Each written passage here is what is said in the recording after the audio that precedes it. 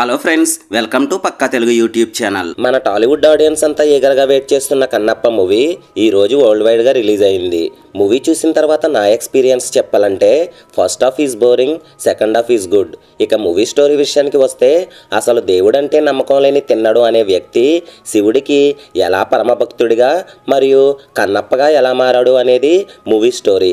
ఇక first half movie story అంతా కూడా మంచు విష్ణు యొక్క love story, family and village చుట్టూనే తిరుగుతుంది. జస్ట్ 2 లేదా 3 సీన్స్ పక్కన పెడితే ఫస్ట్ హాఫ్ అంతా కూడా మూవీ చాలా స్లోగా వెళ్తుంది. అయితే సెకండ్ హాఫ్ నుండి మూవీ అనేది చాలా ఎక్సలెంట్గా వెళ్తుంది. ఇక మనం ఎప్పుడెప్పుడా అని ఎదురు చూస్తున్న ప్రభాస్ ఎంట్రీ అనేది లాస్ట్ 45 మినిట్స్లో ఉంటుంది. నిజం చెప్పాలంటే ఈ మూవీ స్టోరీ మొత్తం కూడా సెకండ్ హాఫ్లోనే ఉంటుంది. మనకి కావాల్సిన యాక్టర్స్ అండ్ వాళ్ళ యొక్క గెస్ట్ రోల్స్, వాళ్ళకి సంబంధించిన సీన్స్ అన్నీ కూడా సెకండ్ హాఫ్లోనే ఉంటాయి. ఈ మూవీకి ప్లస్ పాయింట్స్ చెప్పాలంటే 1 ప్రభాస్, 2 బ్యాక్గ్రౌండ్ మ్యూజిక్. ప్రతి సీన్లో బ్యాక్గ్రౌండ్ మ్యూజిక్ అనేది ఎక్సలెంట్గా ఉంటుంది.